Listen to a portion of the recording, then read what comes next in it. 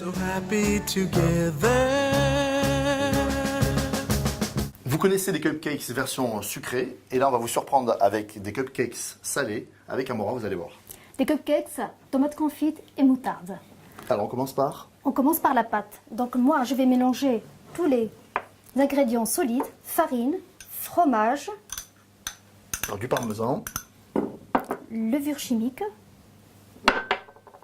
et sel. belle pincée de sel, mais on fait attention parce qu'il y a déjà le parmesan qui est salé. Je mélange. Je laisse de côté et je passe aux ingrédients liquides. D'accord. Donc on prend les œufs Allez hop, les œufs. entiers. Casse les œufs.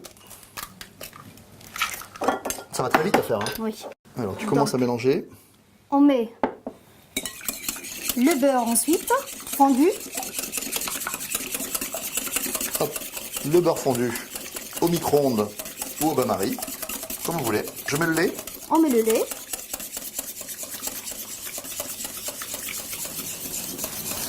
Et puis une bonne cuillère à soupe de moutarde fine et forte. Alors, on met la moutarde fine et forte à Amora, Ouais. parce que c'est ce qui va apporter le caractère au cupcake, ce qui va donner du relief à la recette, de l'onctuosité, du caractère. C'est pour cela qu'on n'a pas trop parfumé la pâte à cake. La moutarde fera bien son rôle. Fuck job. Ouais.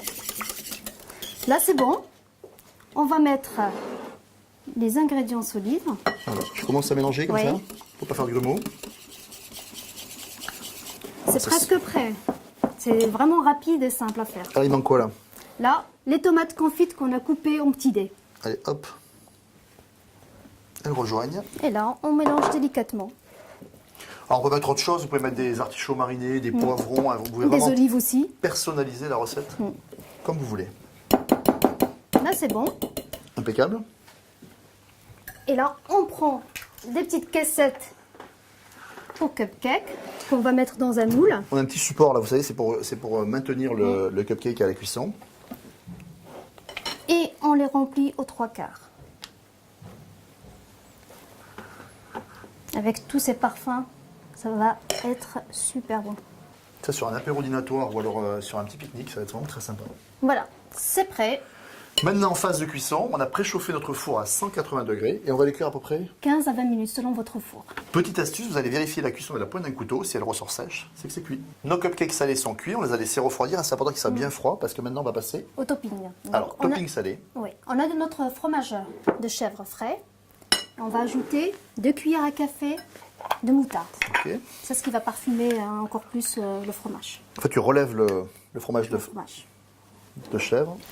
On mélange jusqu'à ce que ça soit lisse. Bien homogène. Alors là, Ouais. vous avez vu, la moutarde, elle va apporter de la force.